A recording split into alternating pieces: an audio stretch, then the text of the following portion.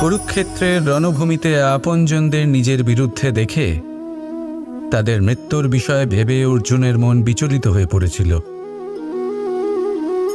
এই সম্পর্কের চক্রব্যূহতে জড়িয়ে পড়ে অর্জুনের জ্ঞান নাশ হয়েছিল। তখন আমি অর্জুনকে কিছু কথা বলেছিলাম, যেই কথাগুলো আপনাদেরও জানাটা প্রয়োজনীয়। আমাকে বলুন, এই সংসারে আপনি এমন কি নিয়ে এসেছিলেন, আর এই সংসারে আপনি কি ফেলে যাবেন?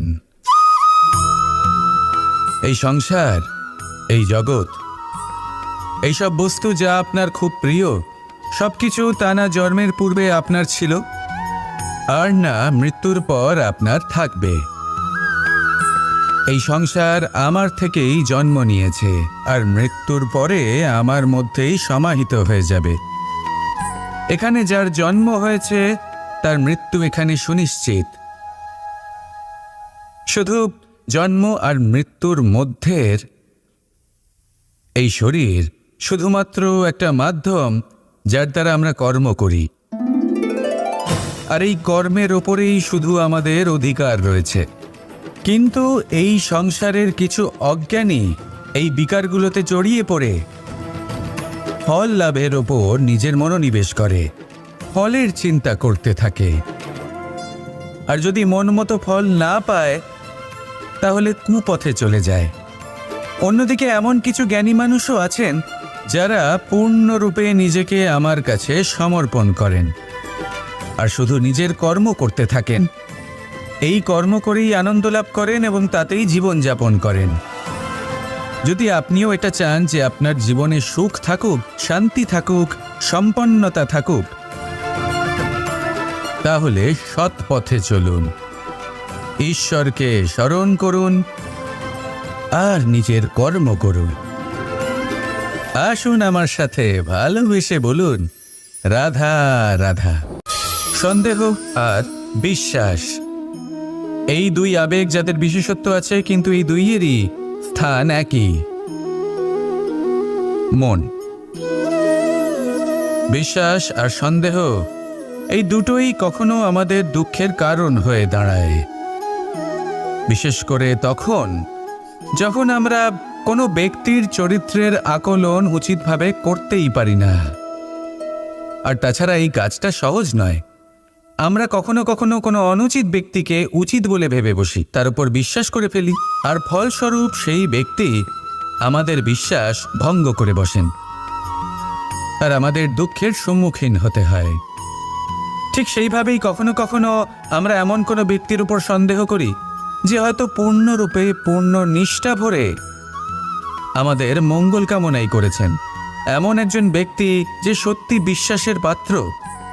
আর যখন সেই ব্যক্তি এটা জানতে পারেন যে আমরা তাকে নিয়ে সন্দেহ করেছি, খুবই স্বাভাবিক তিনি দুঃখী হয়ে যান। এমন কোনো ব্যক্তিকে দুঃখ দিলে আমাদের মনও দুঃখী হয়ে যায়। তখন আমরা এটা ভাবি যে এই সংসারে আমরা কার উপর আস্থা রাখব আর কাকেই বা সন্দেহ করব? এর উত্তর হলো সময়। এই সংসারে কোনো ব্যক্তির চরিত্র যাচাই করা সবথেকে কঠিন কাজ, সেটা সময় নিয়ে করুন। কোনো ব্যক্তিকে যদি আপনি বুঝতে চান, তাকে পরখ করে দেখতে চান, তাহলে তার সাথে যতটা সম্ভব সময় অতিবাহিত করুন। এই সময় আপনার সামনে সেই ব্যক্তির এমন কিছু দিক তুলে ধরবে যা আর কোনোভাবে আপনি দেখতে পাবেন না। তারপর কি, সময়ের সাথে আপনি জানতে পেরে যাবেন যে এই ব্যক্তি, তার উপর বিশ্বাস করা উচিত নাকি অনুচিত। শুধু এভাবেই যাচাই করুন আর আমার সাথে ভালোবেসে বলুন, রাধা রাধা। এই সংসারে প্রত্যেকটি ব্যক্তির নিজস্ব বিশেষত্ব আছে, আর এই বিশেষত্ব কারোর কাছে শক্তির সমান, কারোর কাছে দুর্বলতা, তা সে মানুষই হোক বা পশু পাখিই হোক না কেন। যেমন মাছ নিজের সমগ্র জীবন জলের মধ্যেই যাপন করতে পারে, কিন্তু সে বনের মধ্যে ছুটতে পারবে না। সেখানে সিংহকে বনের রাজা বলা হয়, কিন্তু সে তার আধিপত্য জলে স্থাপন করতে পারবে না। যদি এই সিংহ মাছকে এই প্রতিস্পর্ধা জানায় যে তুমি বনের মধ্যে এসে আমার সম্মুখীন হও, তাহলে সেটা অনুচিত হবে। সেটা মাছের দুর্বলতা নিয়ে উপহাস করার মতোই হবে। এবার সংসার এটা দেখে যিনি দুর্বল তার পরিস্থিতি দেখেও হাসবে আর আপনার মূর্খামি দেখেও উপহাসই করবে। সেই জন্য নিজের জীবনে সব সময় যদি নিজের তুলনা করতে হয় তাহলে সেই ব্যক্তির সাথে করুন যে বল, স্থান এবং ধন এই 3 দিকে আপনার সমতুল্য, কারণ সেক্ষেত্রে দুজনেই উচিত শিক্ষা লাভ করবেন। যদি এমন কোনো ব্যক্তি থাকেন যিনি আপনার থেকে শক্তিশালী কিন্তু তিনি আপনাকে দুঃখ দেওয়ার চেষ্টা করছেন, তাহলে এইটা জেনে রাখবেন যে মানুষ কিন্তু সেই গাছেই পাথর ছুঁড়ে মারে যার ফল অত্যন্ত সুমধুর হয়ে থাকে। আর যদি আপনি বেশি শক্তিশালী হন তাহলে অহংকার করবেন না। এটা মনে রাখবেন, অনেক বড় বড় পাথরও জলে ডুবে গিয়ে নিজের অস্তিত্ব হারিয়ে ফেলেন। নিজের নিজের শক্তি সম্পর্কে সচেতন হন, সবাইকে ভালোবাসুন, সবাইকে সাহায্য করুন আর আমার সাথে ভালোবেসে বলুন রাধা রাধা। মানুষ জীবনে সব সময় চিন্তা করে, ভাবতে থাকে যে তার জীবনে কতই না সমস্যা। তারপরে নিজের আশেপাশে দেখে আর ভাবে যে সবাই কত প্রসন্ন, শুধু আমার জীবনেই সমস্যা আছে। কিন্তু বিষয়টা তা নয়। শুধু প্রত্যেক ব্যক্তিরই নয়, প্রত্যেক প্রাণীরও জীবনে সমস্যা আছে। এবার মানুষ একটা পাখিকে দেখে এটাই ভাবে যে এদের জীবন কতটা সহজ। কোনো দেশেরই সীমারেখা এদের ওপর লাগু হয় না। কোথায় থাকবে সেই নিয়েও কোনো ভাবনা নেই, কত শান্তির জীবন এদের। তারপর সে একটা পিঁপড়েকে দেখে আর এটা ভাবে কি অসাধারণ, এদের তো সারা জীবনই মাটির উপরেই অতিবাহিত হয়, খাবারটাও মাটিতেই পেয়ে যায়, কি শান্তির জীবন এদের। কিন্তু যখন কোনো ঝড় আসে তখন সবার আগে সেই পাখির বাসাটাই ঝড়ে ভেঙে যায়। এই পাখি যে শাখাতেই গিয়ে বসে পড়ুক তাদের উপর সবসময় সংকট থাকে যে ওপর থেকে কোনো বড় পাখি এসে তাদের উপর প্রহার না করে, তারা নিজেদের প্রাণ না হারায়। আর যদি কথা বলি পিঁপড়েকে নিয়ে, এদের উপর সবসময় সংকট থাকে যে কোনোভাবে বাতাস বা জল এদের ভাসিয়ে না নিয়ে যায়, কোনো প্রাণী ওকে পা দিয়ে পিষে না দেয়, এই পিঁপড়ে পিষ্ট হয়ে না মারা যায়। দেখুন, সমস্যা প্রত্যেকের জীবনে রয়েছে আর এই সমস্যা আসতেই থাকবে। এর অর্থ এটা নয় যে এই সমস্যার সম্মুখীনই হওয়া যায় না, এর সমাধানও সম্ভব নয়। প্রত্যেক সমস্যার সমাধান অবশ্যই আছে, শুধু শান্ত মনে সেটা খুঁজে বের করতে হবে। তাহলে সেটাই করুন, প্রত্যেক সমস্যার সমাধান করতে থাকুন। যত সমাধান করবেন জীবন আনন্দময় হয়ে উঠবে। যদি সমাধান না করেন তাহলে আজীবন দুঃখই পেতে থাকবেন। আসুন আমার সাথে ভালোবেসে বলুন রাধা রাধা। এই জীবনে আমরা কখনো না কখনো জয়ী হয়েছি, আবার কখনো পরাজয়েরও সম্মুখীন হয়েছি। কিন্তু একটা কথা বোঝা খুব প্রয়োজনীয়, যখন আমরা বিজয়ী হই তখন অবশ্যই উৎসব পালন করা উচিত, কিন্তু অহংকার করা উচিত নয়। সেখানেই যখন আপনি পরাজিত হন তখন বিফল হওয়ার শোক পালন করবেন না। এই মনকে কুণ্ঠিত হতে দেবেন না, মনকে একাগ্রচিত্ত করুন। এই ইতিবাচক মনোভাব নিয়ে অগ্রসর হন। এই ইতিবাচক ভাবনা মনে জাগ্রত করার জন্য প্রথমে এটা বোঝা প্রয়োজনীয় যে ঈশ্বর ভেঙে যাওয়া বস্তুকেও সুন্দরভাবে ব্যবহার করে থাকেন। মেঘ যখন ভেঙে পড়ে তখন আমরা বর্ষাকে পাই, সেই বর্ষা যা এই ধরিত্রীকে শান্ত করে। পাথুরে জমি যখন সেটা ভগ্ন হয় তখন আমরা সমতল ধরিত্রী লাভ করি, ক্ষেত লাভ করি, যার থেকে আমরা সামগ্রী পেতে পারি। যখন একটি বীজ ভগ্ন হয় তখন তার থেকে চারা জন্ম নেয়, যেটা ভবিষ্যতে আমাদের সুস্বাদু ফল দান করে, ফুলও প্রদান করে। তাই জীবনে যদি কখনো আপনার মনে হয় যে আপনি ভেঙে পড়েছেন, তাহলে দুঃখী হওয়ার কোনো প্রয়োজন নেই। আপনাকে শুধু এটা বুঝে নিতে হবে যে ঈশ্বর শীঘ্রই আপনাকে খুব বিশেষ একটা কিছু প্রদান করতে চলেছেন। এই জীবনে ওঠা নামা, জয় পরাজয়, এই সব কিছু আসতে থাকবে, চলেও যাবে। এই সব কিছুর সম্মুখীন হয়ে অগ্রসর হন, কিন্তু মনে ইতিবাচক শক্তি নিয়ে। আসুন আমার সাথে ভালোবেসে বলুন, রাধা রাধা। অনেক সময় পথে চলতে গেলে এই ছোট ছোট কাকড় আমাদের পায়ের তলায় চাপা পড়ে যায়, কিন্তু তাও কখনো এদের অপমান করবেন না। এদের প্রারব্ধকে নিয়ে, এদের ভাগ্যকে নিয়ে, এদের আকারকে নিয়ে কখনো উপহাস করবেন না। ভাবুন, যদি কখনো ঝড় ওঠে আর এই ছোট্ট একটা কাকড় আপনার চোখে ঢুকে যায়, তাহলে কিন্তু সেটা আপনাকে অত্যন্ত কষ্ট দিতে পারে। এরকমই হয় আমাদের জীবনের প্রত্যেকটি ব্যক্তির। কখনো কাউকে অপমান করবেন না, সবসময় সবাইকে সম্মান করুন। যদি আপনি কাউকে অপমান করেন, যদি আপনি কাউকে ছোট অনুভব করান, হতে পারে সময় এলে পরে সেই ব্যক্তিও আপনার শত্রু হয়ে উঠবে, আপনাকে বিকট পরিস্থিতিতে ফেলতে পারে। সেই জন্য কারোর আকার দেখে তাকে সম্মান করবেন না। এই সংসারে সবাইকে সম্মান করুন, সবাইকে ভালোবাসুন, আর আসুন আমার সাথে ভালোবেসে বলুন, রাধা রাধা। এই সংসারে ভৌতিক বস্তুরও নিয়তি আছে। যারাই এই সংসারে আসে বা উৎপন্ন হয়, তারা কিছুমাত্র সময় পর্যন্তই এখানে থাকতে পারে, আর তারপরে সেও লুপ্ত হয়ে যায়, অর্থাৎ সে নিজেও এই পঞ্চমহাভূতে সমাহিত হয়ে যায়। আমাদের সাথেও ঠিক এটাই হয়। সেই জন্যই ঈশ্বর দ্বারা প্রদত্ত এই উপহারের বিষয়ে ভাবুন, এই জীবনের বিষয়ে ভাবুন। ঠিক যেমন বিশ্বাস ভঙ্গ হলে কোনো ব্যক্তি আমাদের কাছে অপরিচিত হয়ে যান, ঠিক সেরকমই শেষ নিঃশ্বাস ত্যাগের পর এই শরীরও আমাদের কাছে পরই হয়ে যায়। তাই এই শরীর থাকাকালীন শ্রেষ্ঠভাবে একে সদ্ব্যবহার করুন, এই জীবনে শ্রেষ্ঠ কর্ম করুন। আর এই জীবনকে শ্রেষ্ঠভাবে যাপন করার জন্য কিছু কথা বোঝা প্রয়োজনীয়। যদি আপনি কারোর প্রশংসা করেন, তাহলে পূর্ণ হৃদয় দিয়ে করুন। যদি আপনি হস্তক্ষেপ করে থাকেন, তাহলে মস্তিষ্ক দ্বারা করুন। যদি আপনি সমীক্ষা করেন, তাহলে বিবেক দ্বারা করুন।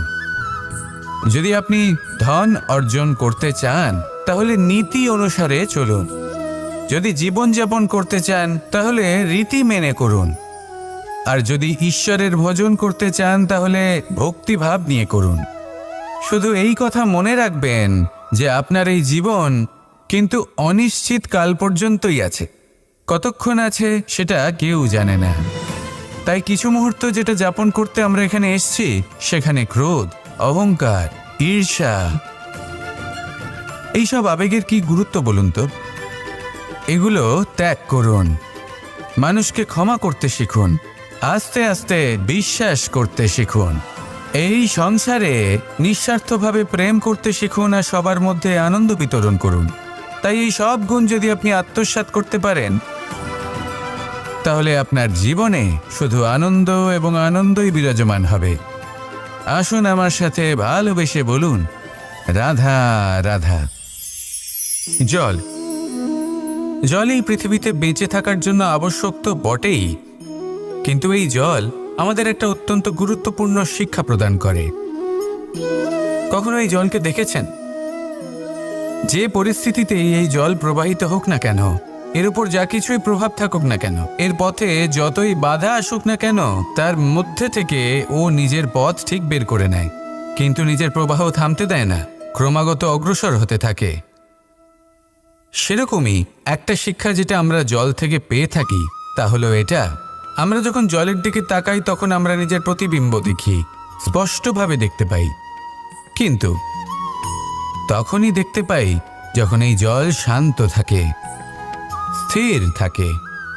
যদি এই জল অশান্ত হয়ে থাকে, স্থির না হয়, তাহলে আমরা এতে নিজের প্রতিবিম্ব দেখতে পাই না।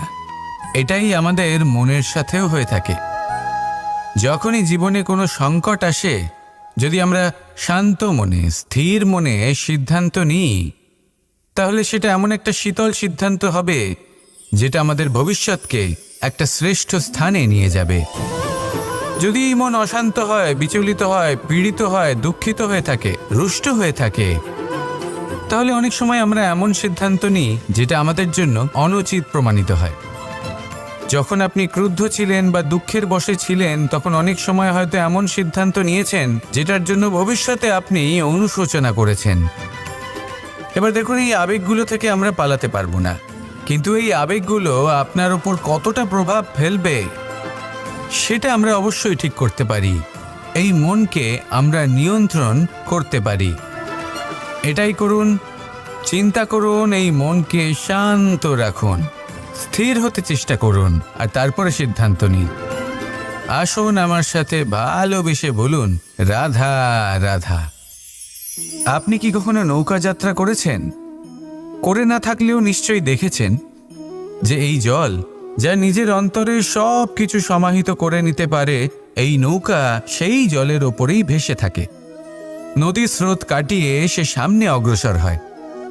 কিন্তু যদি এই নৌকায় কোনো ছিদ্র হয়, তাহলে কিন্তু সেই নৌকা ডুবে যাবে।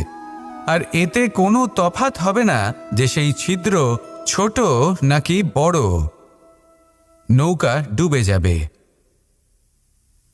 এই ছিদ্র হলো আমাদের জীবনে আমাদের অপগুণ, আমাদের দোষ, আমাদের বিকার। কখনো এটা ভাববেন না যে এই দোষ খুবই ছোট, এতে কিছুই যাবে আসবে না। না, সেই ছোট দোষ, সেই ছোট বিকার যদি সেটাকে শুধরে না নেন, তাহলে সেটা আপনাকে আপনার পতনের দিকে নিয়ে যাবে। শেষ পর্যন্ত এটা আপনার ওপর নির্ভরশীল যে আপনি কি চান। আপনার জীবনের এই নৌকা এভাবেই ডুবে যেতে দেখবেন, নাকি নিজেকে শুধরে নিয়ে সেই নৌকার সেই ছিদ্রটাকে ভরিয়ে তুলতে চাইবেন? নির্বাচন আপনার। আসুন আমার সাথে ভালোবেসে বলুন, রাধা রাধা। আমরা সবাই পাথর দেখেছি, পর্বতও দেখেছি, শুকনো পাতাও দেখেছি, শ্যামল বনানীও দেখেছি। কখনো ভেবেছেন পাথরের অস্তিত্ব কিন্তু ততক্ষণ পর্যন্ত যতক্ষণ সে পর্বতের গায়ে আটকে থাকে। যখন সেই পর্বত থেকে সেই পাথর ভিন্ন হয়ে যায় ও নিজের অস্তিত্ব হারিয়ে ফেলে। আস্তে আস্তে কখনো পাথর কেটে বা কখনো পিষ্ট হয়ে সেই পাথর আস্তে আস্তে মাটিতে পরিণত হয় এবং পূর্ণরূপে নিজের অস্তিত্ব হারিয়ে ফেলে। এটাই পাতার সাথেও হয়। এই পাতা যতক্ষণ গাছের ডালের সাথে যুক্ত ততক্ষণ তার অস্তিত্ব থাকে। যখনই ডাল থেকে বিচ্ছিন্ন হয়, সেও নিজের অস্তিত্ব হারিয়ে ফেলে। আর এটাই আমাদের সাথেও হয়। যতক্ষণ আমরা নিজেদের আপনজনের সাথে যুক্ত থাকি, আমাদের অস্তিত্ব বজায় থাকে। যখন আপনজনদের সাথে সম্পর্ক ছিন্ন করি, তখন আমরাও আমাদের অস্তিত্ব হারিয়ে ফেলি। এবার এই সংসারের প্রত্যেক ব্যক্তি স্বতন্ত্র থাকতে চান, আর অনেক ব্যক্তি স্বতন্ত্র থাকবেন বলে আপনজনদের দূরে করে দেন আর তাদের সাথে এই সম্পর্ক ছিন্ন করেন। এটা কি সত্যি প্রয়োজন? আপনজনদের সাথে সম্পর্ক ছিন্ন করে নিজের অস্তিত্ব হারিয়ে ফেলা প্রয়োজনীয়, নাকি আপনজনদের সাথে সম্পর্ক বজায় রেখে নিজেদের স্বতন্ত্র করে রাখা সেটা আবশ্যক? নির্বাচন আপনারই। আসুন আমার সাথে ভালোবেসে বলুন, রাধা রাধা। আমরা প্রত্যেকেই অবশ্যই এমন সময় দেখেছি যখন অনেকগুলো সমস্যা একসাথে আমাদের জীবনে এসে পড়ে। সমস্যা আমাদের প্রত্যেকের জীবনেই থাকে। আমরা তার সমাধান খুঁজতে চেষ্টা করি, কখনো সমাধান খুঁজে পাই, আবার কখনো যতই চেষ্টা করি না কেন কোনো সমাধান খুঁজেই পাই না। আর যখন এটা হয়, তখন মানুষ অত্যন্ত বিচলিত হয়ে পড়েন। নিজের আত্মীয় স্বজন, নিজের বন্ধু বা সংসার, এদের ওপরে এই দোষ চাপিয়ে দেন যে এদের জন্যই এই সমস্যা এসেছে। এবার যদি আমি আপনাকে কোনো পরামর্শ দিই, তাহলে এটাই বলবো যে দৃষ্টিভঙ্গি পাল্টে দেখুন। এই দৃষ্টিভঙ্গি দিয়ে দেখুন যে এই সংসারে যে সমস্যায় আসুক না কেন, তার জন্য কেউ দোষী নয়, না আপনি না অন্য কেউ। এই পুরো খেলাটাই আপনার মানসিকতা, আপনার দৃষ্টিভঙ্গি, আপনার মনের। কিভাবে বোঝাচ্ছি? যখন আমাদের মন শক্ত থাকে, তখন কঠিন থেকে কঠিনতর পরিস্থিতিও আমাদের জীবনে খুব বেশি হলে প্রতিস্পর্ধা হয়ে থেকে যায়। সেখানে যদি আমাদের মন দুর্বল থাকে, তখন অল্প কঠিন পরিস্থিতিও আমাদের কাছে খুব বড় সমস্যা হয়ে যায়, তাই না? একটা শক্ত মন কঠিন পরিস্থিতিকে প্রতিস্পর্ধা হিসেবে দেখে আর তার মধ্যে ওটা সুযোগ খুঁজে নেয়। আমাদের শুধু এটাই করতে হবে। এই সংসারে অন্য কাউকে দোষী মনে করলে আপনার সমস্যা দূর হয়ে যাবে না। সেই জন্য এই সংসারকে দোষ দেওয়ার বদলে এই সমস্যার মূলে চলে যান, সেটাকে বুঝুন, নিজের এই মনকে শক্ত করে তুলুন। যদি আপনার মন শক্তিশালী হয় তাহলে এই সংসারে অনেক বড় বড় কঠিন থেকে কঠিনতর পরিস্থিতিও যদি আসে, আপনার জীবনে যতই বড় বড় সমস্যা আসুক না কেন আপনার লক্ষ্য লাভে বাধা দিতে পারবে না। আসুন আমার সাথে ভালোবেসে বলুন, রাধা রাধা। কখনো এই প্রকৃতির দিকে তাকিয়ে থাকবেন। এই প্রকৃতি অনেক ধরনের শিক্ষা দেয়। কোনো একটা গাছকে দেখুন কিভাবে সে মাটি থেকে জল শুষে নেয়। সে ঝড় হোক বা হোক কড়া রোদ সব সহ্য করে এবং অবশেষে সে ফল ধারণ করে। আর সেই ফল উৎপন্ন করার পরে সে ফল কিন্তু সে নিজে গ্রহণ করে না, এই সংসারকে প্রদান করে, যাতে পশু পাখি মানুষ তারা এই ফল গ্রহণ করে শক্তিশালী হয়ে উঠতে পারে, সুস্থ থাকতে পারে। সেভাবেই নদী, সরোবর এরা নিজেরাও কিন্তু নিজেদের জল গ্রহণ করে না, মাটিকে প্রদান করে, পশু পাখিকে প্রদান করে। সূর্য নিজেও নিজের জন্য প্রজ্বলিত হয় না, সে প্রকাশ ছড়িয়ে দিতে চায় আমাদের সবার কাছে, সে আলো পৌঁছে দিতে চায়। এই প্রত্যেকের কর্মে পরমার্থ নিহিত আছে, আর সেই জন্যই এদের সকলকে পুজো করা হয়। তাই মনে রাখবেন, আপনার কাছে জীবন যাপনের অতিরিক্ত যা কিছুই আছে তা পরমার্থের জন্য। তাহলে তার সদ্ব্যবহার করুন আর আমার সাথে ভালোবেসে বলুন, রাধা রাধা। পরিবর্তন, এটা হলো সৃষ্টির অমূল্য নিয়ম। এই সংসারে সবকিছু সময়ান্তরে পরিবর্তিত হয়, এই সময়ও পরিবর্তিত হয়।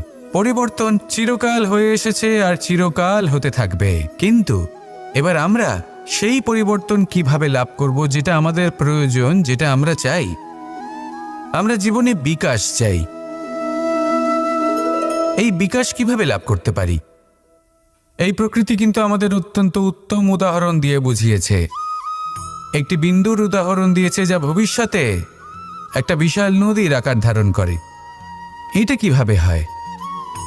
মেঘ থেকে একটি বিন্দু ঝরে পড়ে সেই পর্বতের ওপর যেখানে হিম আছে। সেই হিমের সংস্পর্শে আসা মাত্র সেই বিন্দুর সাথে আরও বেশ কিছু বিন্দু যুক্ত হয়।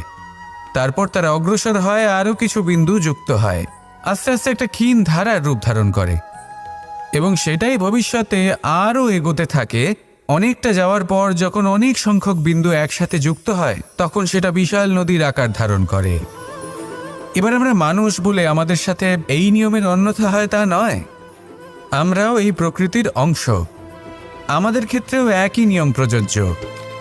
যখন পরিশ্রম করে অনেক সংখ্যক বিন্দু আমরা একত্রিত করব তখনই পরিবর্তনের নদী প্রবাহিত হবে। প্রয়োজন হলো নিরন্তর পরিশ্রম করা এবং ধৈর্য ধরা। এটা করতে থাকুন, জীবনে সব কিছু লাভ করতে পারবেন। কারণ প্রকৃতি আমাদের এটাই শিখিয়েছে, আর আমরা এই ব্রহ্মরই একটি অংশ, যার দ্বারা এই ব্রহ্মাণ্ড নির্মিত। আসুন আমার সাথে ভালোবেসে বলুন, রাধা রাধা। প্রত্যেক মানুষ নিজের জীবনে দুঃখ অনুভব করেন। প্রত্যেকের দুঃখ আলাদা হতে পারে। কারোর মনে এই দুঃখ থাকে যে সে তার বাবা মায়ের সব ইচ্ছে পূরণ করতে পারেননি। কেউ এটা ভেবে দুঃখ পান যে সে চিরকাল সদাচার করেছেন, সৎকর্ম করেছেন, কিন্তু তাও তাকে দুরাচারী বলে মনে করা হয়। কেউ এটা ভেবেও দুঃখ পান যে তার সামনে যে ব্যক্তি রয়েছেন তার চোখে তিনি শত্রু হয়ে উঠেছেন বা দুষ্ট হয়ে উঠেছেন, যেখানে তিনি হয়তো কোনো অনুচিত কাজই করেননি। এবার এই সমস্ত বিষয় নিয়ে ভেবে নিজের ব্যক্তিত্ব নিয়ে সন্দেহ প্রকাশ করবেন না। যদি নিজের ব্যক্তিত্ব নিয়ে কোনো সন্দেহ থেকে থাকে, তাহলে কর্ম সংক্রান্ত প্রশ্ন করুন যে আপনি যা করেছেন তাতে কি উচিত ছিল, কি অনুচিত ছিল। যেটা প্রয়োজন সেটা এটা বোঝার যে আপনার অন্তর্মন, আপনার বিবেক আপনাকে কি বলছে, আর আপনার অন্তর্মন আর আপনার বিবেক আপনাকে যেটা করতে বলবে শুধু সেটাই করুন। আর তারপরে এই সংসার কি বলবে, কি ভাববে সেসব নিয়ে ভাবতে যাবেন না, কারণ এই সংসার তো ঈশ্বরকেও প্রশ্ন করে থাকে, ঈশ্বরকেও দোষী মনে করে। কখনো কখনো যখন কোনো ঘটনা মানুষের ইচ্ছা অনুযায়ী ঘটে না, তখন মানুষ এটা বলে যে হে ঈশ্বর, আপনি আমার পাশে থাকলেন না, আপনি বড়ই কঠোর, এটা আপনার দোষ। যেখানে বেশিরভাগ সময় হয়তো সে নিজেই নিজের কর্মফল ভোগ করছে, আর কখনো কখনো ঈশ্বর হয়তো তার জন্য আরো ভালো কোনো পরিকল্পনা করে রেখেছেন, কিন্তু মানুষ সেটা বুঝতে পারে না। তাই দিনের শেষে যেটা প্রয়োজন সেটা হলো নিজের মনের কথা বুঝতে হবে। আপনার বিবেক কি বলছে শুধু সেটাই করুন, আর সামনে এগোতে থাকুন। আমার সাথে ভালোবেসে বলুন রাধা রাধা।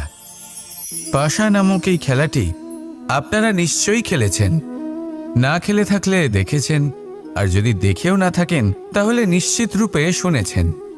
মহাভারতের এই মহাযুদ্ধ কোথাও না কোথাও এই পাশা নামক খেলার কারণে হয়েছিল। পাশার এই বিচিত্র খেলা, দান, এইসবের কারণে কেউ নিজের মাথায় রাজ মুকুট পরিধান করেছিলেন, আবার সেখানে পরাজিত হওয়ার জন্য কাউকে বনবাসও ভোগ করতে হয়েছিল। কিন্তু এই খেলা সমাপ্ত হওয়ার পরে সমস্ত ঘটি আর এই পাশার ছক একই পুটলিতে স্থান পেল। এটাই হলো আমাদের জীবন।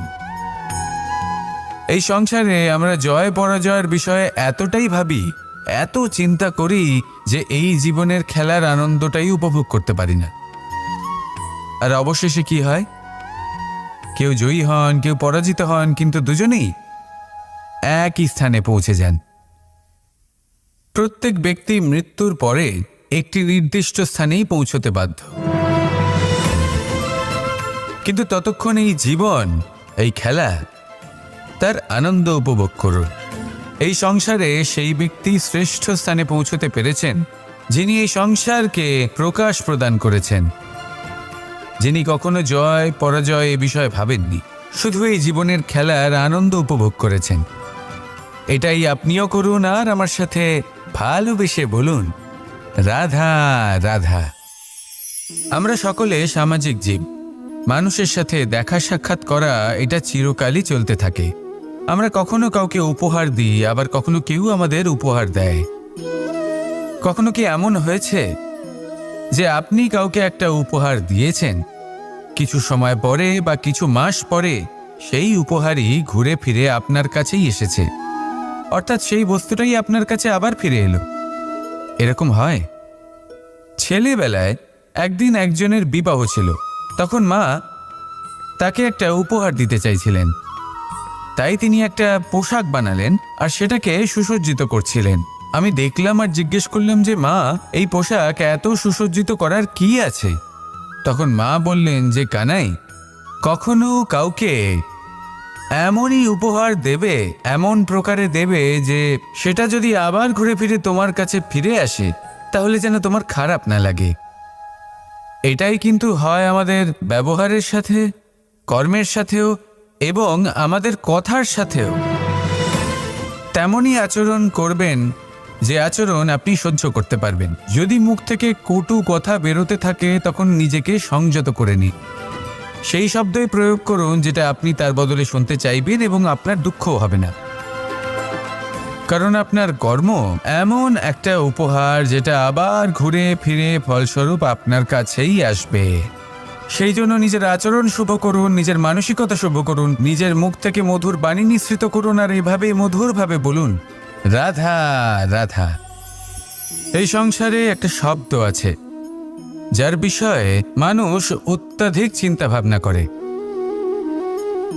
আর সেই শব্দ হলো অস্তিত্ব, পরিচয়। প্রত্যেক ব্যক্তি এই সংসারে নিজের অস্তিত্ব গড়তে চায়, আর ছোট থেকে এটাই হয়। যখন আমরা শ্রেণীকক্ষে যাই, পড়তে যাই, তখন আমরা এটাই ভাবি যে আমরা নিজেদের অস্তিত্ব গড়ব, সুনাম অর্জন করব। সকল ব্যক্তি যাতে এটাই বলে যে এই হলো সর্বশ্রেষ্ঠ ছাত্র, আর এটাই আমাদের পরিচয়। কার্যক্ষেত্রেও আমরা ঠিক এটাই চেষ্টা করি, পরিশ্রম করতে থাকি এবং ভবিষ্যতে গিয়ে আমরা নিজেদের পরিচয় খুঁজে পাই। পরিচয়ের সাথে সাফল্য আসে, আর সাফল্যের সাথে আসে অস্তিত্ব। আর যখন এই দুটি সংযুক্ত হয় তখন মানুষ অসফলতার কথা ভেবে ভয়ভীত হয়ে পড়ে, আর এটা ভাবতে থাকে যে যদি আমি অসফল হই তাহলে সেই পরিচিতির কি হবে, সেই নামের কি হবে, সেই সব কিছু যে আমি অর্জন করেছি তার কি হবে। সে ভয়ভীত হয়ে পড়ে, আর এই ভয়ের কারণে তার বিকাশ কোথাও না কোথাও অবরুদ্ধ হয়। সে শ্রেষ্ঠ কর্ম করা বন্ধ করে দেয় এবং শুধুই সুরক্ষিত থাকতে চেষ্টা করে। আর অসফল হলে তাতে ভয় পাওয়ার কোনো প্রয়োজন নেই, কারণ যখন আপনি সফল হন তখন এই সাফল্য আপনার পরিচয় এই সংসারের সাথে করায়। কিন্তু যখন আপনি অসফল হয়ে থাকেন তখন এই অসফলতা এই সংসারের পরিচয় আপনার সাথে করায়, যা অত্যন্ত আবশ্যক। অসফলতা প্রত্যেকের জীবনেই আসবে, তার সম্মুখীন হন আর তার থেকে শিক্ষা লাভ করুন। কারণ যখনই আপনি অসফল হন তখনই আপনার জ্ঞান চক্ষু উন্মুক্ত হয়। আসুন আমার সাথে ভালোবেসে বলুন, রাধা রাধা। আপনি কখনো পলাশ ফুল দেখেছেন? কি সুন্দর দেখতে, লাল রক্তবর্ণ, উজ্জ্বল, কিন্তু এতে কোনো সুগন্ধ নেই। সেই জন্য ওকে শুধু চোখ ভরে দেখতে ইচ্ছে করে। দেখবেন তাকে কিন্তু পুজোতে ব্যবহার করা হয় না, এই ফুল দিয়ে মালা বানানো হয় না। সেরকমই আমাদের জীবনে এমন অনেক ব্যক্তি রয়েছেন যাদেরকে সম্মান অর্জন করতে হয়। যদি আপনি কোনো উচ্চ বংশে জন্ম নিয়ে থাকেন এবং আপনার কাছে সব কিছু থাকে, ধন ঐশ্বর্য থাকে, সব কিছু আপনি আগে থেকেই পেয়ে গেছেন, তাও কিন্তু এই সংসার আপনাকে সম্মান দেবে না। ততক্ষণ পর্যন্ত দেবে না যতক্ষণ না আপনি নিজের অন্তরে গুণ জাগ্রত করছেন, শ্রেষ্ঠ কর্ম করছেন, নিজের অন্তরে ইতিবাচক মনোভাবের এই সুবাস জাগ্রত করছেন। যদি এসব কিছু করেন তাহলে এই সংসার আপনাকে সম্মান দেবে। এবার এটা আপনার ওপরে নির্ভরশীল যে আপনি কি পলাশ ফুলের মতো হতে চান, নাকি অন্য কোনো ফুল হয়ে উঠতে চান যার সুবাস আছে, যে নিজের সুবাস এই সারা পৃথিবীতে ছড়িয়ে দেয়। আসুন আমার সাথে ভালোবেসে বলুন, রাধা রাধা। মানুষ যখনই কোনো পর্বতারোহণ করতে শুরু করে তখন সে বারবার পড়ে যায়, বারবার উঠে দাঁড়ায়, সামনে এগোতে চেষ্টা করে, কিন্তু যদি সে দৃঢ় নিশ্চয় করে থাকে তাহলে সে অবশেষে সেই পর্বতের শিখরে পৌঁছেই যায়। চলার পথে যদি বড় কোনো পাথর চলে আসে বা পর্বতের কোনো বড় অংশ সামনে আসে তাহলে সে তার সাথে ধাক্কা খায় না, সে পথ বদলে নেয়। কিন্তু বাধা তাকে সবসময় পেতেই হয়, আর সেই বাধা সে পায় ছোট ছোট পাথরের দ্বারা। তাদের উপর পা পড়লে তার পা পিছলে যায় আর সে পড়ে যায়। এই ছোট ছোট পাথর হলো আমাদের জীবনের সেই ছোট ছোট সমস্যা, সেই ছোট ছোট ভুলগুলো যেগুলো আমরা অবজ্ঞা করতে থাকি। আমরা ভাবি এর দ্বারা কি বা ক্ষতি হবে, কিন্তু সেগুলোই অনেক সময় আমাদের অসফলতার কারণ হয়ে দাঁড়ায়। যত তাড়াতাড়ি সম্ভব এই ছোট ছোট পাথরগুলিকে জীবন থেকে তুলে ফেলে দিন। ভুল হওয়াটা স্বাভাবিক, কিন্তু তার মানে এই নয় যে বারবার সেই ভুলের পুনরাবৃত্তি ঘটবে। ভুলটা বুঝুন, সেটা স্বীকার করুন আর সেটা শুধরে নিন। যখন আপনি এটা করতে শিখবেন তখনই খুব তাড়াতাড়ি আপনি সেই শিখরে পৌঁছতে পারবেন। আর যখন পৌঁছে যাবেন তখন এই মন প্রসন্ন হয়ে বলবে, রাধা রাধা।